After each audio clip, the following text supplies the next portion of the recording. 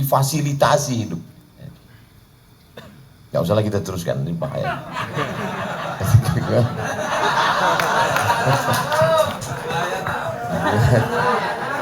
Apa ibu biarkan? Bu biarkan. Ada ordal nanti ya.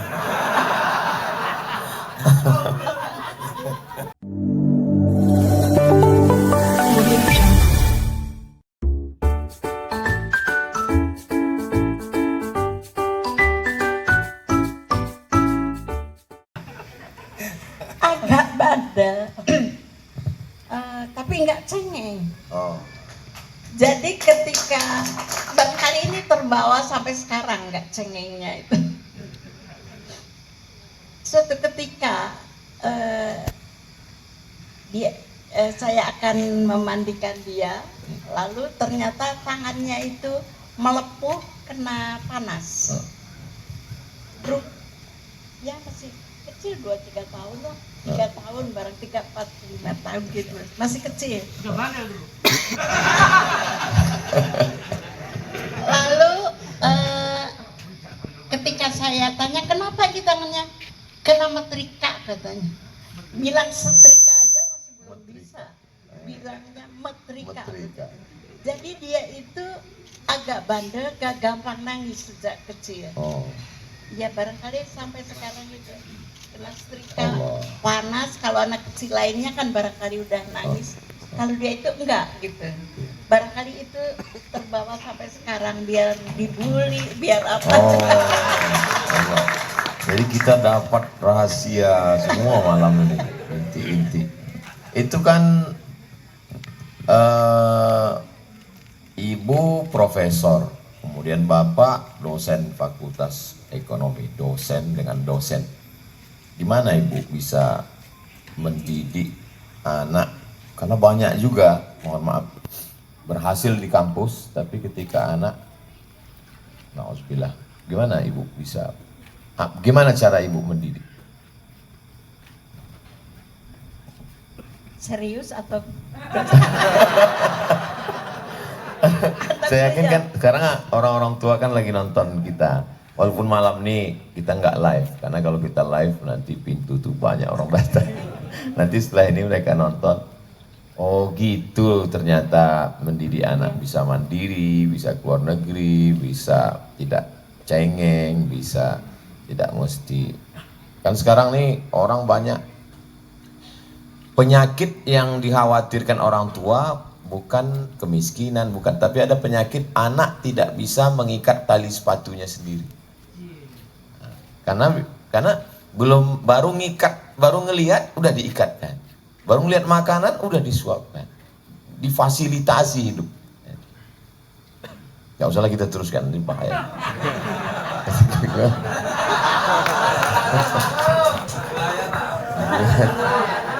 Apa ibu biarkan? Bu biarkan. Ada ordal nanti ya.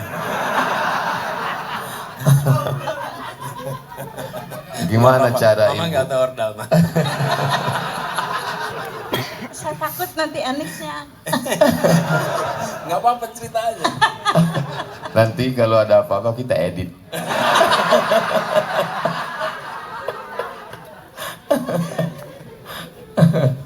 Ya itu tadi itu, bahwa apa, supaya tetap bandel barangkali sampai besar.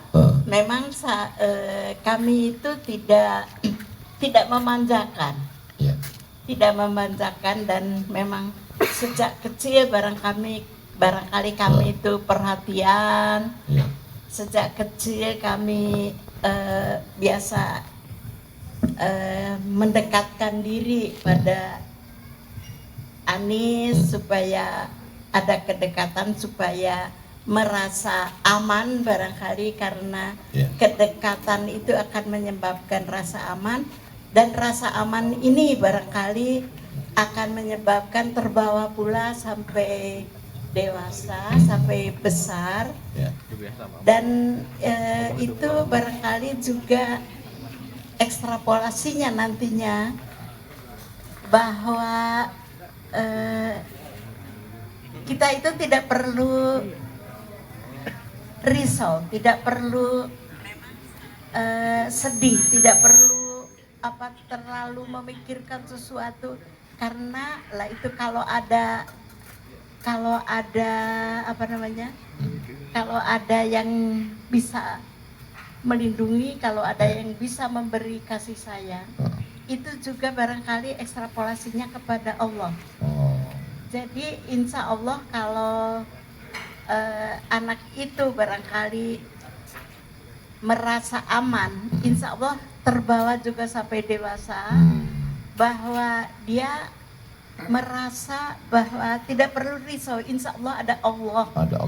Ada Allah, itu barangkali aplikasinya. Juga barangkali kedisiplinan, itu sejak kecil juga kami biasakan untuk segala sesuatu pada tempatnya, sehingga nanti bahwa dalam hidup ini ada aturan-aturan yang harus dipegang, bahwa ada aturan-aturan yang harus diikuti. Sholat harus tepat waktu, pergaulan tidak boleh menyimpang dari aturan-aturan yang ada etika yang harus dipegang dan sebagainya. Nah itu barangkali itu sejak kecil kita biasakan, sejak kecil dibiasakan untuk disiplin begitu. Jadi sama nambahin sedikit, Mak. Kalau tadi kan Ustadz cerita soal tali sepatu. Saya ini bukan cuman suruh nyari, tapi ngikat tali sepatu sendiri. Dikeroyok pun gak dibantuin. Jadi saya lagi dikeroyok gak dibantuin. Satu ketika. Jadi udah terbiasa dikeroyok. Satu ketika pulang itu sudah penuh kena keroyok.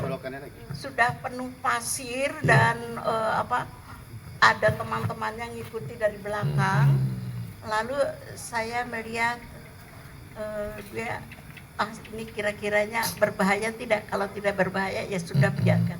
Jadi barangkali saya dia sendiri yang mama ini pulang. Ceritanya saya juga baru tahu kemudian. Saya nggak ingat. Setelah sering-sering dikeroyok ini. Jadi waktu itu ada kejadian gini, anak saya ingat beberapa tahun lalu ada peristiwa Smackdown itu. Nah, rupanya anak saya itu main di kelasnya kena Smackdown. Okay? Lalu dibawa ke dokter. Jadi ketika di rumah saya cerita sama adiknya ibu, ini si Mikael kena Smackdown. Terus adik ibu cerita, dulu itu Anis begitu. Apa ceritanya? Nah baru ceritanya keluar. Jadi saya baru tahu kemudian. Jadi rupanya saya berkelahi dengan anak-anak sekampung. Saya dikeroyok. Ibu pulang ngajar naik motor sampai depan rumah, lihat Anis dikeroyok, ditonton dari jauh. Jadi betul nggak, Ma? Jadi bukannya didatengin, dipisah atau diselamatkan, membuat mandiri. Jadi ada yang jadi pertanyaan saya yang malam ini belum saya tanya, saya sudah dapat jawabannya. Bagaimana cara mengendalikan emosi, bisa tenang, bisa tidak terpancing. Kita, ternyata ini biasa dibully di kelas, biasa. Ketika tidak kampanye jadi ketua OSIS nasional, dipilih orang. Tentu saja nggak ngomong dipilih orang, apalagi ngomong kan. Kemudian tentu saja Mas Anies 20-30 tahun yang lalu bisa kita bayangkan bagaimana gantengnya, leadership, cerdas, dapat beasiswa, dengan kebebasan tinggal di negara barat. Bagaimana Mas Anies mengontrol diri? Jadi pertama saya ingat ketika kuliah, waktu kuliah saya dapat kesempatan untuk pergi waktu itu ke Jepang, Ustaz. Ada sebuah program jangka pendek, menulis artikel, nulis karangan saya berangkat. Nah waktu mau berangkat, itu dapat mentor dulu dari ibu sama dari nenek saya. Dan pesennya waktu itu pokoknya Anies boleh berada di negeri orang, tapi tidak boleh menjadi orang asing. Oh, Tetap harus bawa nilai Islam, nilai Indonesia. Itu dipegangin tuh. Islam Indonesia. Malah kalau nenek saya lebih tegas lagi, Anies tidak boleh punya pacar di Jepang. Udah jelas tuh, nggak boleh. Itu poin Karena saya penting. masih kuliah waktu itu. Beliau belum tahu bahwa saya sudah punya. Beliau belum tahu tuh. Masya Allah. Saya belum cerita. Gitu. Iya, iya. Sebenarnya udah aman, berangkat aman, pulang aman, gitu kan. Nah, jadi akhirnya begitu. Tapi memang selama masa kuliah, masa itu, ibu dan nenek saya itu konsisten menjaga, menitipkan soal bagaimana menjaga diri. Dan itu Ibu, nenek, Iya. lagi-lagi perempuan yang berperan. ya Perempuan. Dua-duanya. Jadi perempuan. Kita juga semua melihat perjalanan Mas Anies. Banyak sekali kejutan-kejutan.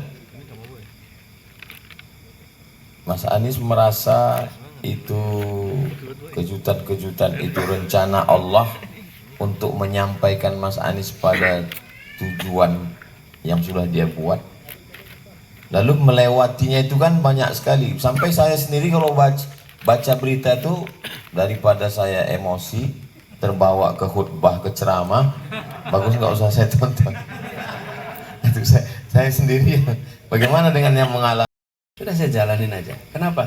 Karena jalan yang saya lewati ini bukan jalan yang saya minta, bukan jalan yang saya perjuangkan untuk bisa lewati. Tidak, saya ini diatur sedemikian rupa sehingga melewati jalan ini. Jadi saya yakin Allah punya rencana sempurna. Jadi ketika waktu itu ada reshuffle, barangkali orang kan berpikir, wah gimana itu reshuffle? Boleh tanya pada semua. Saya itu pada saat itu bersyukur. Dan pada itu bilang, ini hikmah itu datangnya besok. Pasti Allah punya rencana lain. Tapi tidak tahu rencananya itu adalah soal Jakarta. Dan ketika Jakarta sesudah itu dibully di ini, segala macam yang saya lewati, ya ujungnya malah sekarang yang contoh paling konkret di Partai Nasdem nih.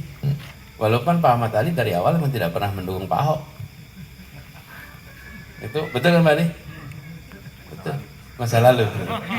Tapi di Partai Nasdem justru partai yang dulunya mendukung Pak Basuki menjadi yang pertama mau mendukung.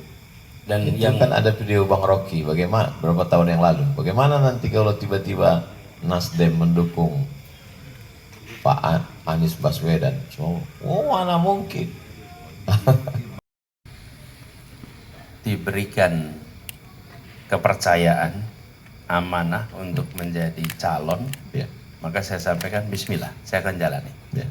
Dan seperti sekarang ini kita melihat bahwa ada kesempatan untuk memberikan manfaat yang besar bagi perubahan di negeri ini. Jadi kalau kita berbicara tentang kepemimpinan nasional, Ustaz, yang paling mendasar aja, Ustaz. Saya potong Mas Anies. Saya pergi ke Nomensen untuk mengunjungi seorang teman. Saya sekarang udah tidak lagi konsen karena sudah melihat durian. Teruskan Mas Anies. Wah, ini aromanya agak mengganggu, Ustaz.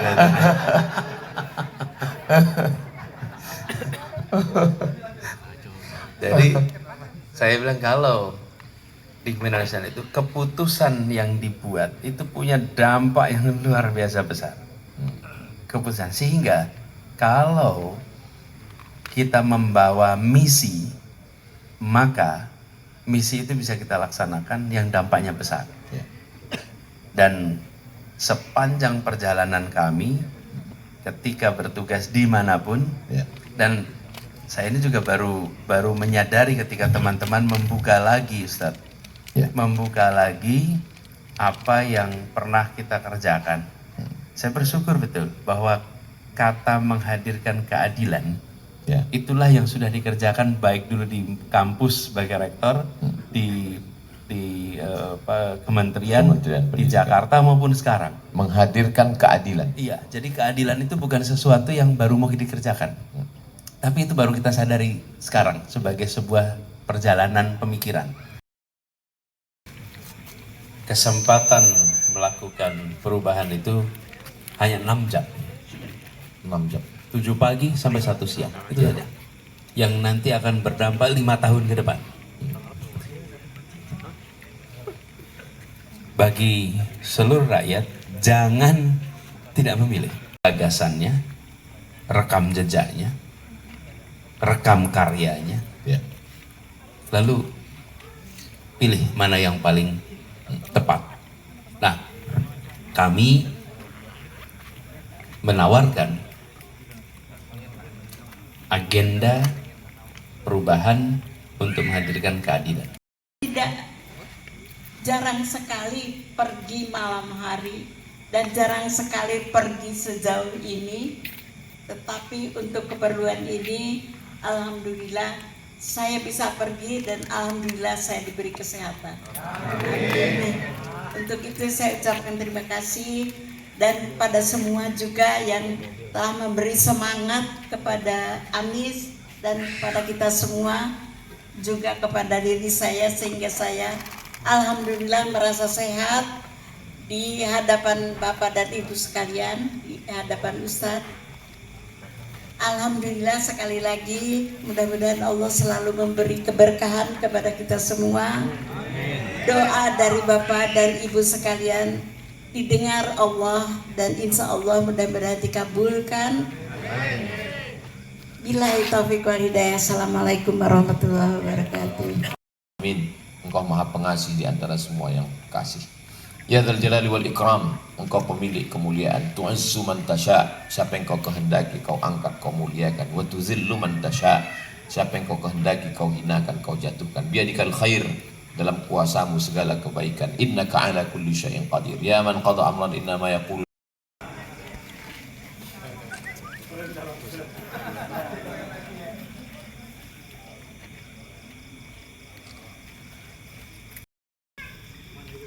Ciki Fauzi. Ini Ciki Fauzi ini putrinya Pak Ikang Fauzi.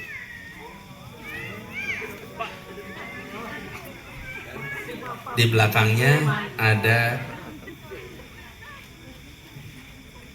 peta Gaza dan tepi barat Sungai Jordan. Jadi beliau membuat jaket dengan gambar Palestina. Nah, ini buat Ustadz. Tapi nggak usah dipakai dulu sekarang, Ustaz. Nah, depannya ada bendera Palestina Indonesia. Nih, semangka, depannya Ustaz. Nah, ini jaketnya juga banyak yang jeans dan polanya begini, sekarang populer di Jakarta. Mudah-mudahan nanti makin populer di Riau juga.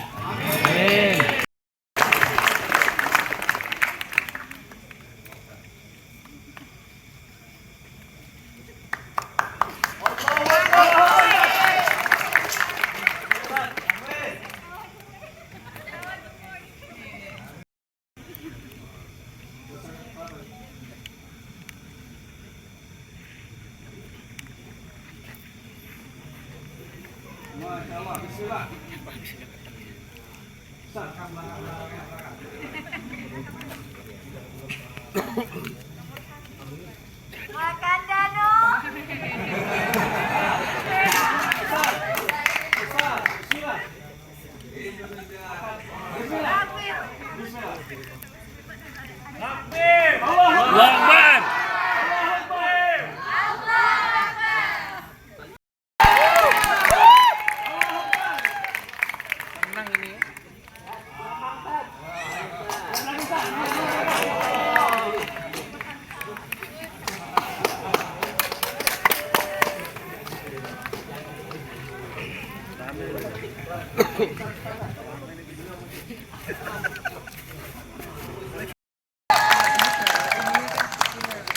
Tadi juga pas saya di kampung di Binjai, begitu Ustaz. Di kampung itu bilang, Pak Anies, Wakanda no more. Wih, tahu juga Wakanda no more.